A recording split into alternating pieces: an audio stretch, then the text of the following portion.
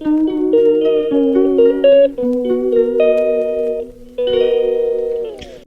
স্রোত চ্যানেল থেকে সবাইকে জানাই আমার প্রণাম, প্রীতি ও শুভেচ্ছা।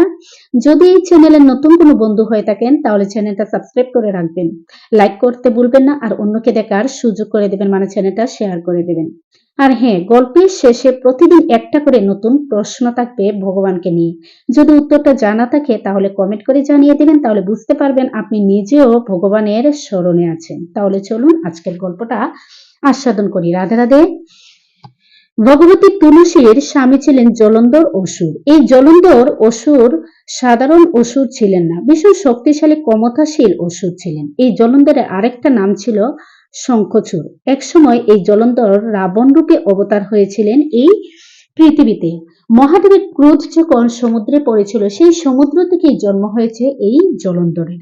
একবার জলন্ধরের কুদৃষ্টি পড়েছে দেবী পার্বতীর উপর। পার্বতী মহাদেবকে সেটা বলে দিয়েছিলেন, আর তখন মহাদেব ও জলন্ধরের মধ্যে সাংঘাতিক বিপদজনক যুদ্ধ হয়েছিল।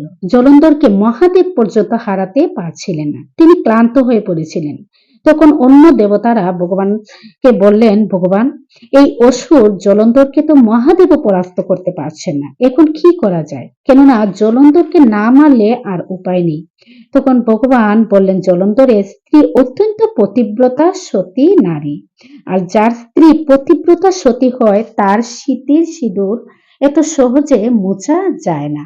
যদি কেউ এই সতীর সতীত্ব নষ্ট করতে পারে তবেই এই জলন্ধরকে মারতে পারবে। তখন দেবতারাও ভয় পেয়ে গেলেন। কি বলছেন প্রভু? দেবতারা বললেন, প্রভু, এত বড় কঠিন কাজ আপনি ছাড়া কেউই করতে পারবেন না, আপনি দয়া করুন, আপনি সমর্থবান, আপনি ছাড়া কেউ পারবে না এই কাজ করতে।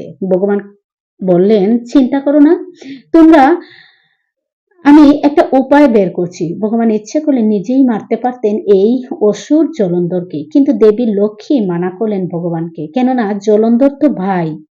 জলন্ধরেরও জন্ম হয়েছিল সমুদ্র থেকে, আর দেবী লক্ষ্মীরও জন্ম হয়েছিল সমুদ্র থেকে। কাজেই সেই সূত্রে দুজন ছিলেন তারা ভাই বোন। যতই হোক ভাই তো, তাই লক্ষ্মী ভগবানকে হাত জোর করে বলেন, প্রভু, আপনাকে আমি অনুরোধ করছি ভাই জলন্ধরকে আপনি মারবেন না। তখন ভগবান বলেন, ঠিক আছে, আমি মারবো না। তখন ভগবান মহাদেবকে আদেশ করলেন, যাও, তুমি জোরদারে যুদ্ধ আরম্ভ করো। দুজনের মধ্যে যখনই যুদ্ধ শুরু হয়েছে, এদিকে তুলসী একনিষ্ঠভাবে ভগবানকে ডাকছেন। ভগবান জলন্ধরের রূপ ধারণ করে এসছেন তুলসীর গৃহে। জলন্ধর হঠাৎ গৃহে এসছেন দেখে তুলসী আশ্চর্য হয়ে গেলেন। কি ব্যাপার? যুদ্ধক্ষেত্র থেকে হঠাৎ কেন এসছেন স্বামী জলন্ধর? দৌড়ে গিয়ে তুলসী জলন্ধরকে জড়িয়ে ধরলেন, আর জড়িয়ে ধরতেই তিনি বুঝে গেলেন ইনি তো আমার স্বামী নন। এ কে? তুলসী জিজ্ঞেস করলেন, তুমি কে? সতী তো। স্পর্শেই বুঝে গেলেন জলন্ধর নয়। কে তুমি? আমার স্বামীর রূপ ধারণ করে আমাকে স্পর্শ করেছ? এত বড় সাহস! আমি স্বপ্নেও পরপুরুষের চিন্তা করিনি। তুমি আমাকে আলিঙ্গন করেছ, আমার সতীত্ব নষ্ট করেছ। তুমি কে? তাড়াতাড়ি বলো, তুমি তোমার নিজের বাস্তবিক রূপ দেখাও। সঙ্গে সঙ্গে ভগবান নিজের বাস্তবিক রূপ দেখালেন। তখন তুলসী বললেন, প্রভু, আপনি? এদিকে জলন্ধরকে বধ করেছেন মহাদেব। তুলসী যখনই শুনতে পারলেন জলন্ধর মারা গেছেন, জোরে জোরে কাঁদতে লাগলেন। তুলসী বললেন, হে নারায়ণ, তুমি আমার সঙ্গে এত বড় অধর্ম করতে পারলে, এত নিষ্ঠুর আচরণ করলে, তুমি স্বয়ং ধর্ম হয়ে এত বড় অধর্ম করলে কি করে? তোমার হৃদয় এত পাষাণ হয়ে গেল, তোমার হৃদয়ে কোনো দয়া নেই। আমি সারা জীবন তোমার আরাধনা করে এসেছি প্রতিরূপে তোমাকে পাবার জন্য, কিন্তু এরকম তোমাকে চাইনি প্রভু। তুমি আমার স্বামীর রূপ ধারণ করে আমাকে বোকা বানিয়ে আমার সতীত্ব নষ্ট করে আমাকে দর্শন দিয়েছ। এই দর্শন আমি চাই না। তুলসী কাঁদতে লাগলেন। তখন ভগবান বললেন, এছাড়া আমার কোনো উপায় ছিল না দেবী, তুমি শান্ত হও। তুলসী বললেন, যাও, আমি তোমাকে অভিশাপ দিচ্ছি, তুমি পাথর হয়ে যাবে, তুমি পাষাণ হয়ে যাবে। শুধু তাই না, আমাকে আজকে আমি নিজের স্বামীর বিয়োগে যেভাবে কাঁদছি, তুমি একদিন নিজের স্ত্রীর বিয়োগে কাঁদবে। আমি যেভাবে স্বামীর জন্য বিলাপ করছি, ঠিক সেইভাবে তুমিও মনুষ্য হয়ে স্ত্রীর বিয়োগে বিলাপ করবে। ভগবতী তুলসী ভগবানকে এইভাবেই অভিশাপ দিলেন, আর আমাদের ভগবান মাথা পেতে সেই অভিশাপ স্বীকার করলেন, কোনো প্রতিবাদ করলেন না। এই হলেন আমাদের ভগবান কৃষ্ণ।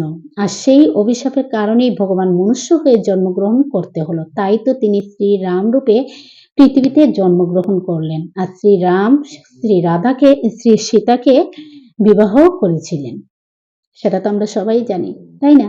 এই জন্যে শ্রীরাম স্ত্রী বিয়োগ প্রাপ্ত করলেন।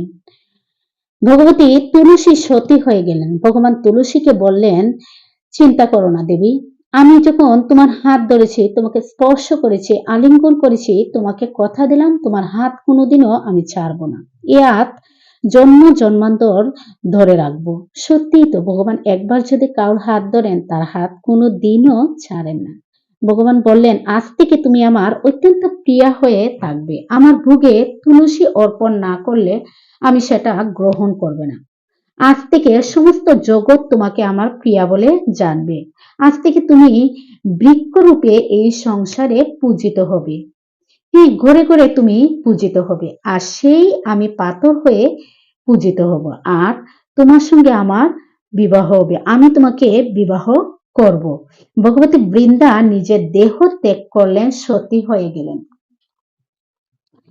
আর ভগবান হ্যাঁ মানে পাথর হয়ে গেলেন। সতী হওয়ার পর বর্ষ হয়ে গেলেন এই তুলসী। বর্ষ হওয়ার পর বৃক্ষে উৎপন্ন হলেন, তাকেই তুলসী বলা হয়। আর ভগবান শিলা বা পাথর রূপে পাথর হয়ে গেলেন, সেই শিলাকেই শালগ্রাম শিলা বলা হয়। ভগবানের সঙ্গে তুলসীর পরিণয় হয়, অর্থাৎ বিবাহ হলো, সেটা কার্তিক মাসে শুক্লপক্ষ একাদশী তিথিতে হয়েছিল। আর ঠিক সেই জন্য প্রত্যেক বছর কার্তিক মাসে তুলসী শালগ্রামের বিবাহ হয়। দেখুন, বৃন্দা কিন্তু প্রথম থেকেই উপাসনা করতেন ভগবানকে প্রতিরূপে পাবেন বলে, আর সেটা পরবর্তী সময়ে ঠিকই পেয়েছিলেন।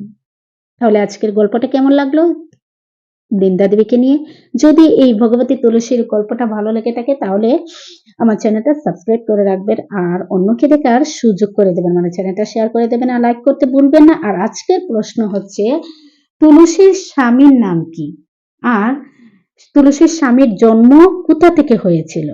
যদি উত্তরটা জানা থাকে তাহলে কমেন্ট করে জানিয়ে দেবেন। তাহলে আজকে এখানেই রাখছি। রাধে রাধে, নমস্কার।